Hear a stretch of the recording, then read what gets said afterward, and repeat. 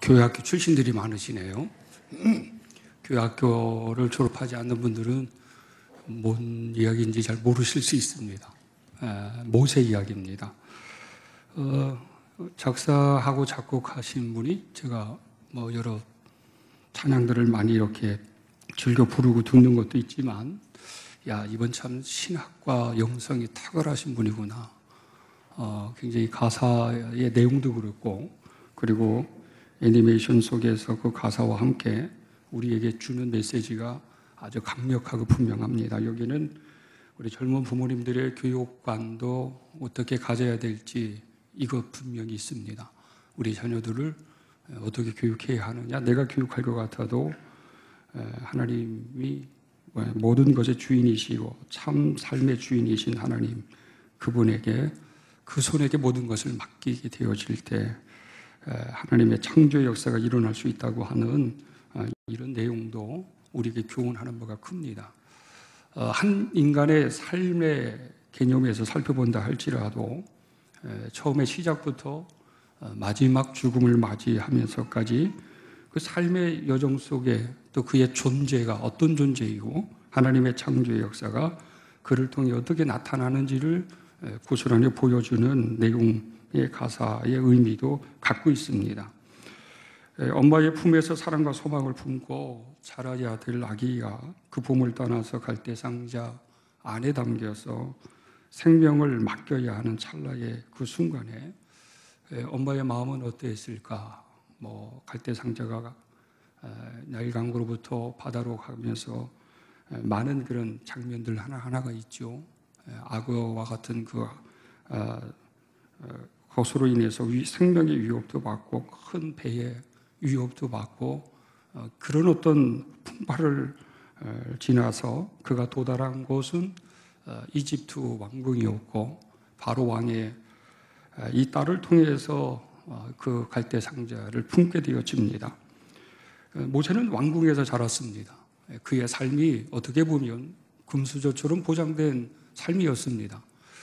그런데도 그가 그 보장된 삶의 환경 가운데 민족에 대한, 또 하나님의 성령의 강력한 역사 안에서 하나의 실수로 인해서 한순간에 삶을 포기하고 떠나야 되고 도망자의 신세로서 80년 동안 광야에서 그렇게 무명으로서 쓸쓸한 인생의 삶을 살았습니다. 그런데 그 80세의 하나님의 소명으로 부름받아 또 다른 하나님께서 널 사용하실 것이다 라고 하는 가사 내용처럼 그는 하나님의 능력에 붙잡혀서 이제 이스라엘 백성들을 이끌어가는 지도자로 40년을 광야 가운데 그들과 함께 했습니다. 모세가 지도자의 삶을 마감하고 죽음을 앞두고 난 다음에 그는 120년에 꼭 삶을 살고 하나님의 부르심을 받았는데, 성경에 보면 그가 120살이 되어 하나님의 부르심을 받는 그 순간까지도 그는 말이죠, 성경에서 모세 같은 선지자가 일어나지 못할 정도로, 그리고 그는 하나님과 대면한 사람이었고 그는 아직도 청춘처럼 여러 가지 모든 면의 건강한 모습을 가지고 있었습니다. 그런데 이 모세가 이런 어떤 상황에서 하나님의 부르심으로 죽음을 앞두고 난 다음에 하나님이 약속한 그런 가나안 땅도 밟아보지 못하고 그의 인생의 삶을 마감할 수밖에 없었습니다. 그가 이제 죽기 전에 그와 함께 했던 당신의 그런 어떤 백성들, 하나님의 백성들 지파별로 마지막으로 축복을 합니다. 그래서 오늘 본문에서는 이스라엘 민족이 이 야곱의 아들들을 통해서 그 후손들이 형성이 되었고, 그리고 그 지파별 지도자들을 통해서 이스라엘 민족의 정치와 경제 문화에 이르기까지 모든 것들을 운영할 수밖에 없었습니다. 그들을 향한 이 간절한 모세의 축복이 나와 있습니다. 지파별로의 내용을 보면 다 다릅니다. 같은 것이 별로 없습니다. 그런데 특별히 우리가 오늘 베냐민과 요셉이라고 하는 이 사람들과 이 후손들에게 이 모세가 빌어주는 축복을 보면 두 가지 차원에서 명확하게 이렇게 선이 구분되어집니다. 하나는 하나님은 명예와 영광성에 관한 이 베냐민 지파 속에가 베냐민 지파들이 가져야 될 그런 축복의 영광성이 나오고요. 하나는 요셉과 그 아들들에게 임할 수밖에 없는 축복이 나오는데, 이 축복은 굉장히 이 어떤 현세적 삶 가운데 살아가는 모든 사람들과 인간들이 소망하는 번영과 성공이라고 하는 이런 면모를 가지고 있습니다. 어떻게 이런 시적인 표현이면서도 이 모든 것들을 다 함축해서 놀라울 정도로 이런 어떤 말씀의 축복을 이렇게 할 수 있을까? 13절에 요셉에 관한 그 후손들에 관한 이 축복의 약속을 보면 그 땅이 여호와께 복을 받아 하늘의 보물인 이슬과 땅 아래에 저장한 물과 태양이 결실하게 하는 선물과 태움이 자라게 하는 선물과 이렇게 표현을 하면서 엄청난 요셉과 그 후손들에 관한 현실적 축복에 관한 내용들로 그렇게 구성되어져 있습니다. 앞에 베냐민 지파에 관해서는 여호와의 사랑을 입은 자, 이 하나님의 특별한 애정 속에서 그의 명예로움과 그 후손들의 존귀함이 어떠한지를 이렇게 빌어주는 복으로 나와 있습니다. 그 곁에 완전히 살게 될 것이고 여호와께서 그를 날이 마치도록 보호하시고, 여기서 날이라고 하는 것은 그의 죽음을 다하고 끝나는 그 종말론적 개념의 표현입니다. 보호하시고 그를 자기 어깨 사이에 있게 하시리로다, 이렇게 기록을 하고 있습니다.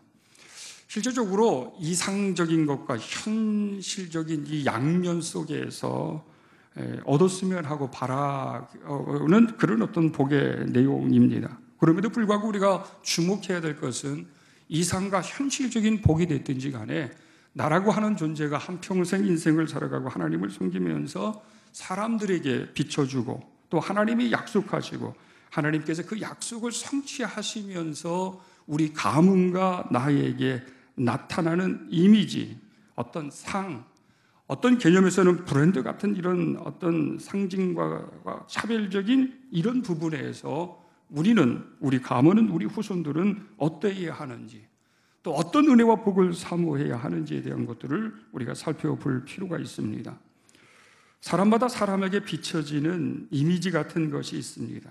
그 이미지 같은 것은 상이라고 얘기합니다. 척 얼굴에 보면 그 사람의 인품이 어떠한지, 그 사람이 인생을 어떻게 살아오고 있었는지, 지금 현재 그 사람의 마음과 영적인 상태가 어떠한지를 그의 얼굴을 통해서 느낌으로나 비춰지는 것을 통해서 가름하는 것입니다.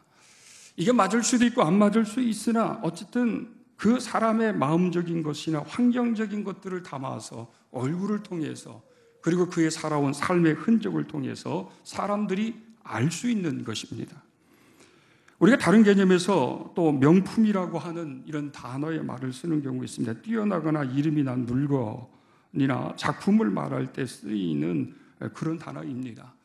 이것은 그 가치성, 그리고 좀 차별적인 개념에서 불려지고 있습니다. 여러분, 브랜드라고 하는 말도 있습니다. 어떤 상품을 다른 것과 구별하기 위해서 사용하는 이름이나 기호 같은 것입니다. 또 도안 따위를 통틀어서 이루는 말입니다. 이것도 상징이고 가치성을 차별화해서 모든 사람들이 알게 하는 것, 그리고 명확하게 알고, 그리고 다른 것에 대한 가치 때문에 내가 소유하고 싶은 충동을 갖게 하는 이런 어떤 차원에서 때로는 전략적 경제 수단으로 사용되어질 때 이 브랜드화를 자꾸 시킵니다. 우리 음성은 수박이 유명합니다. 복숭아도 유명합니다. 고추도 유명합니다. 그리고 인삼도 유명합니다. 그런데 이 수박은 맹동에서도 나오고 대소에서도 나오고 금왕에서도 나오고 생극에서도 나옵니다. 그러나 모든 수박이 다 똑같은 수박일 수 있으나 그 수박 중에 차별화시키고 상품화를 통해, 그리고 어떤 가치의 품격을 높여서 브랜드화 시켰습니다. 이것이 다울찬 수박이라고 하는 것입니다. 이거는 일반 사람들에게 막 개인적으로 팔 수는 없습니다. 수매를 통해, 그리고 선별된 것을 다 일괄적으로 서울로 올려지게 됩니다. 이게 브랜드입니다. 브랜드. 이 명품 이미지 브랜드라고 하는 것은 쉽게 이루어지는 것도 아니고 만든다고 해서 되어지는 것은 절대 아닙니다. 우리가 하나님을 섬기고 나라고 하는 존재, 내 인생의 삶의 여정 가운데 속에서 이렇게 나타날 수 있는 것, 그리고 또 그것이 긍정적 개념에서 소망할 수, 이런 차원에서 우리 존재, 우리 인생의 삶, 우리 후손들을 향해서 오늘 모세가 지파별로 축복한 그런 축복적인 말씀의 역사가 우리 한번 신앙적 개념에서 우리가 깊이 생각할 수 있어야 할 것입니다. 이런 것들이 우리 교회 경영학에서도 이런 점을 고려해서 교회들마다 목적이 있는 교회, 그 교회가 분명한 목적이 있어야 하고 철학과 신학을 가지고 있어야 한다. 그래서 무국교회 하면 무국교회는 복지로 유명한 교회, 뭐 이런 어떤 이미지, 그리고 이런 명품, 브랜드라고 하는 이런 교회 경영학적으로도 많이 요즘 많은 한국 교회도 세계 교회도 이런 것을 연구하고 접목을 시킵니다. 교회마다 그래서 심볼도 만듭니다. 로고도 만듭니다. 그리고 이런 블로시 같은 것도 굉장히 심플하게 명확하게 뭘 하나 해도 주부도 그렇고, 그리고 여러 가지 책을 출판해도 차별적인 것을 통해 차별적인 교회, 목적 있는 교회, 철학과 신학이 분명한 교회라고 하는 이미지와 명품화, 그리고 브랜드화, 이런 작업들을 하기 시작합니다. 어쨌든 그런 개념에서 오늘 이 베냐민 지파, 요셉 지파 그 후손들 속에서 나타나는 이미지성, 그리고 어떤 명품적 개념, 그리고 브랜드적 개념이 있다고 한다 그러면 아주 명확합니다. 명확합니다. 우리가 알고 있는 요셉 하면 그는 축복의 사람, 축복의 통로. 왜 축복의 통로라고 했을까? 요셉이 가는 곳에, 그가 하는 일에 그 때문에 복을 하나님께서 주시겠다고 하는 이야기예요. 그러니까 요셉 때문에 복을 받고 요셉을 통해서 복이 나가는 개념에서 요셉은 이미지, 명품, 브랜드를 가지고 얘기한다 그러면 철저하게 복의 사라, 그리고 복의 이미지를 가지고 있습니다. 그런데 이 모세도 그 후손들에게도 이 이미지와 실제 이 이미지가 이미지로 끝나는 것이 아니라 언약의 약속으로 되어진 것, 되어질 것이라고 하는 현재, 미래, 과거적 개념에서 이것이 다 함축되어져 있습니다. 그러니까 요셉은 그렇게 살았습니다. 복의 사람으로 살았습니다. 요셉의 자식들도 복의 사람으로 살았습니다. 그리고 요셉의 자식의 자식, 그 손자, 그 후대에 이르기까지 그 후손들은 하나님께서 복의 사람으로, 그리고 권력과 힘 있는 능력 있는 사람으로 하나님께서 세우시겠다, 그렇게 축복하시겠다고 하는 것을 분명히 말씀하셨습니다. 베냐민도 그렇습니다. 베냐민에게 있어서는 현실적 개념에서 번영과 성공, 권력이라고 하는 것과 물질의 축복이라고 하는 것들을 말씀하시기보다는 그의 어떤 품격 있는 신분과 영광성과 영화로움이라고 하는 이런 것을 현세나 그리고 하나님의 나라 가운데 속에서 그렇게 표현을 하고 있습니다. 우리가 흔히 베냐민 지파 후손들에게 주시는 복하고 그리고 요셉에게 주시는 복에 대해서 어느 것을 선택하시겠습니까? 두 차원의 복을 한번 선택하십시오라고 얘기한다 그러면 아마 주저함이 없이 누구나가 당연히 요셉 같은 복이죠, 이렇게 말할 것입니다. 왜? 이 땅에서 뿐만 아니라 후손들이 하나님께로부터 부귀영화와 그리고 권력 있는 성공적 신분에 설 수 있기 때문에 그렇습니다. 요셉의 이 복의 이야기 중에는 후반부에 가면 뿔이라고 하는 내용이 나오는데, 이 뿔은 성경에서 항상 이 권력의 힘의 상징이었습니다. 어떤 자리와 신분을 대변했습니다. 그처럼 요셉은 유대인이었지만 이집트의 제2 재상으로서 경영과 국가의 모든 것들을 총괄하면서 그 이집트를 어려울 때 번영시켰고 성공시킨 그러한 리더자, 지도자, 힘 있는 그런 자였습니다. 그럴 정도로 두 가지의 복의 형태 중에 만약에 선택하라 그러면 여러분은 어떤 것을 선택하시겠습니까? 저나 여러분은 주저함이 없이 아마 요셉 같은 축복이요, 이렇게 선택할 수 있을 것입니다.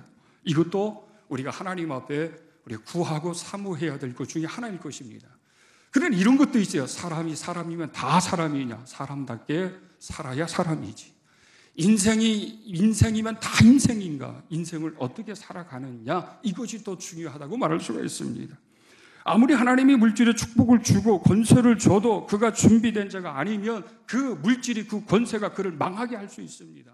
그를 명품처럼, 그리고 그를 뛰어난 존경받는 자로 그렇게 세움을 받을 수도 있고 그렇지 않을 수도 있습니다. 그런데 오늘 이 베냐민 같은 경우에는 베냐민 후손들에게는 이런 표현이 있습니다. 하나님의 사람이라고 하는 표현입니다. 성경에서는 항상 이 두 가지 하나님과 관계 속에서 특별함을 표현하게 될 때, 관계를 맺고 있을 때 이런 두 가지의 단어가 주로 많이 나옵니다. 이 하나님의 사람이라고 하는 단어입니다. 그리고 이 하나님의 사람은 경건성이라고 하는 이런 표현도 있어요. 이 경건성과 차별과 구분된 이런 어떤 개념이 다 포함되어져 있습니다.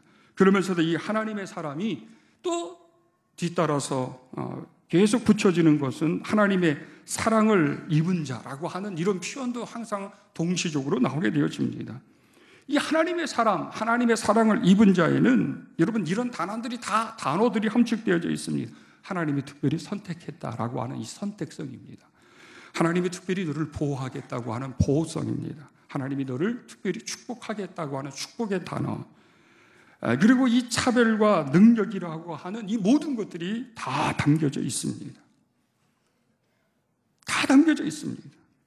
그런 면에서 이 하나님의 특별한 존재로서, 특별한 하나님의 사랑을 입는 자로서, 특별한 하나님의 축복을 받은 자로서 우리 자신들이 세워진다고 하는 것은 얼마나 중요한지 모릅니다. 여러분, 그러려고 한다 그러면 먼저 내가 누구인지에 대한 자신에 대한 정체성과 하나님이 어떤 분이신지에 대한 신앙의 확증성을 분명히 가질 수 있어야 합니다. 오늘 이 갈대 상자에 담겨진 모세, 그의 존재의 시작은 초라합니다. 갈대 상자 속에서 생명의 부지를 받을 수밖에 없는 그 존재로 시작이 되어집니다. 많은 우여곡절과 험난한 시간과 사건들을 통해서 또 안위적인 금수저 같은 환경 가운데 속에서 왕궁생활을 합니다. 그러다 한순간에 또 그것이 무너져 다른 환경으로 바뀌어집니다.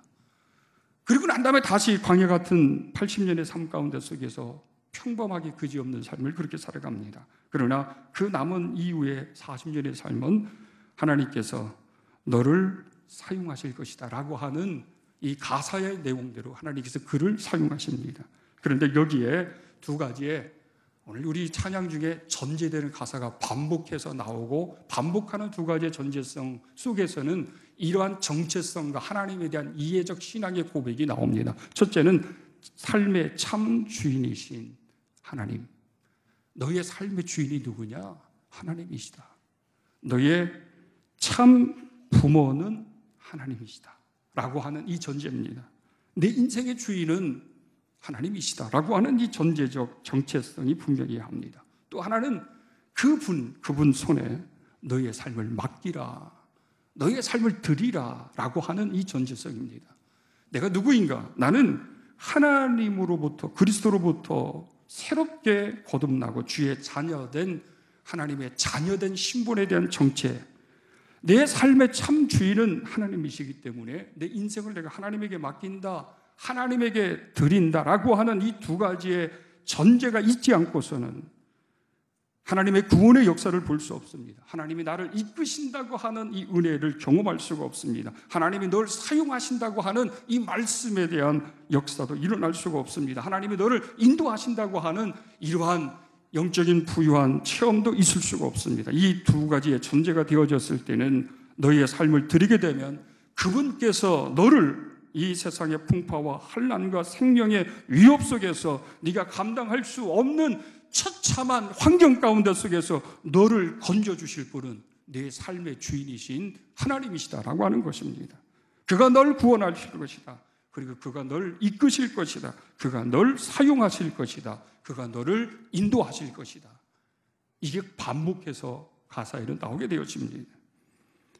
베냐민 지파나 후손들도 마찬가지고 요셉이나 요셉의 후손들도 마찬가지입니다. 특별한 축복의 통로자로 세워지는 것, 그리고 특별한 하나님의 능력과 하나님으로부터 사용받을 수 있는 금수저 같은 존재로 그런 존재로 태어나는 것이 아닙니다. 벌써 예정되어 있는 것도 아닙니다. 태어나고 예정되어졌다 그러면 우리 인생의 삶이 여러분 참담할 것입니다. 최근 인터넷 커뮤니티 중심으로 2030이라고 하는 수저 계급론이라고 하는 게 있어요. 이게 뭔지 아십니까? 20대 지금 30대 청년들이 말이죠. 부모님의 연소득과 가정 환경들 그리고 출신의 배경을 통해서 수저로 빗대는 표현이에요. 수저로 빗대는 방식이에요. 돈 많고 잘난 부모를 둔 아이들은 금수저, 그렇지 못하고 평범한 아이들은 흙수저로 라고 하는 이런 표현을 하게 되었습니다. 아주 구체적으로 금수저, 은수저, 동수저, 흙수저, 플라스틱 수저가 어떠한지에 대한 것도 그들 나름대로 기준으로 제시한 것이 있습니다. 부모의 재산 정도에 따라서 금수저는 어느 정도 되어야 되는지 아십니까? 한번 여러분 부모님들은 금수저인지 흙수저인지 플라스틱 수저인지 한번 생각을 해보십시오. 자산이 20억 있어야 합니다. 일단은 금수저는. 가구 연 소득이 2억 원 이상. 연봉이 아버지가 2억 원 이상. 아빠 엄마가 다 어쨌든 연 2억 원 이상, 20억 이상. 금수저. 손 들어 보실래요? 네, 없죠. 자, 자산 10억. 그리고 가구 연 수입이 1억 원. 은수저입니다. 자산이 10억 있어야 되고요. 그리고 연봉이 한 1억 원 돼야 돼요. 은수저. 손 들어 보실래요? 네, 없으신가요? 이런 자녀들은 대박 맞은 겁니다. 은수저까지는 괜찮아요. 자산이 5억 이상, 연가구 수입이 연봉이 5,500. 요즘들은 동수저입니다. 동수저는 있을만 하죠. 자산이 5억에 걸릴 수 있습니다. 연봉은 5,500 가능할 수도 있어요. 근데 여기까지는 동수저예요. 그럼 자산 5천만 원 미만, 연수입 2천만 원 미만은 흙수저입니다. 그 다음은 플라스틱 수저. 우리 사회 문제 한번 흙수저로 태어나면 은수저, 금수저로 올라갈 확률이 없다는 거예요. 옛날에는 개천에서 용났다고 하는 말이 많았습니다. 그의 능력과 그의 노력을 통해 좋은 고등학교, 대학교 가고 시험 봐서 합격을 해서 성공한 이런 케이스, 또 이런 분위기. 앞으로 미래나 지금은 아니라는 거예요. 내가 아무리 노력을 해도 안 된다는 거예요. 그래서 지금 20대, 30대 되는 청소년들은 이런 사회, 이런 삶에 대해서 자괴감을 갖고 사회적인 계층 속에서 차별이 자꾸 구분이 이렇게 뚜렷해지니까 좌절과 패배의식이 팽배해서 비관적인 인생관을 많이 가지고 있다고 합니다. 수저로 평가한다는 거예요. 갈수록 뭔가 노력한 것만큼의 대가도 있고 삶의 질도 높아지고 희망도 높아져야 하는데 나는 플라스틱 수저로 태어나서 가난이 계속 대물림될 수밖에 없고 나는 흙수저로 태어나서 아무리 노력을 해도 내가 흙수저에서 동수저나 은수저까지 간다는 게 아무리 이 직장 생활을 하고 아무리 무엇인가를 설계를 해도 되지 않는 이런 현실을 반영하고 있는 것입니다. 그럼 여러분 우리 그리스도인들이 이 이론 가지고 계급 이론 가지고 적용한다 그러면 여러분 어떻습니까? 우리는 믿음으로 살아가고 또 하나님의 복을 사모하며 하나님의 영광 가운데 세워진 존재라고 하지만 우리가 여러분 이런 사회 속에서 우리가 어떻게 살아야 할 것인가 라고 하는 질문을 한다 그러면 이 계급론 이론을 적용한다 그러면 참담해요. 저도 아무리 계산을 해봐도 우리 유철이 서연이는 동수저, 은수저가 될 확률이 거의 없어요. 얘네는 지들이 어떻게 발버둥을 쳐서 어떻게 해서 정말 탁월함을 보여서 인생의 대박을 어떻게 해보지 않는 이상은 동수저도 되기 힘들고요. 은수저는 절대 되지 않습니다. 그런데 왜? 여러분 그거 아세요? 은수저가 중요한 게 아니고 금수저가 중요한 게 아니고 플라스틱 수저가 중요한 것이 아닙니다. 여러분이 이 이론을 가지고서 이것을 목표로 해서 내 자식들에게는 이렇게 내가 하지 않도록 하겠다고 아무리 해도 소용없어요. 결국 우리 인생의 참 주인이신 그 하나님, 그 하나님에게 우리 인생을 맡길 수밖에 없어요. 주어진 환경 가운데 속에서 우리의 최선을 다함으로 말미암아 우리의 삶을 드리는 것을 통해 내가 구원받아야 될 상황에서 나를 구원해 주신 은혜 속에 만족하며 살아가야 합니다. 내가 때로는 일어설 수 없는 상황 속에서 나를 일으켜 세우시고 이끄실 때에 그 은혜 속에 만족하며 살아가야 합니다. 때로는 내가 큰 포부와 희망을 가지고 이 세상과 국가와 민족을 위해서 큰 포부를 가지고 목표를 세워서 무엇인가를 해보려고 해도 하나님께서 나를 사용하시고 세우실 때 그것으로 감사해야 하고, 행여나 그렇지 않는다 할지라도 그것 때문에 좌절할 필요는 없습니다. 하나님 우리를 사용하시고 우리를 인도하실 것이라고 하는 이 믿음과 이런 삶, 이것이 바로 우리에게 있어서 어느 것보다도 가장 중요합니다. 그러므로 여러분, 결국은 이런 것입니다. 하나님이 보시기에, 많은 사람들이 보시기에 저 사람은, 저 가정은, 저 후손은 어떠했는가? 이미지적 개념에서, 명품적 개념에서, 브랜드적 개념에서 신앙적 차별성, 신앙적 가치성, 신앙적인 또 다른 어떤 은총의 역사하심이 우리에게는 필요합니다. 이런 것이 있어야 할 것입니다. 이것을 위해서 우리의 삶의 주인이 되신 그 하나님께, 참 주인이신 하나님께 모든 것을 맡기면서 우리가 갈 수 있는 우리 주의 성도들이 되기를 간절히 축원합니다.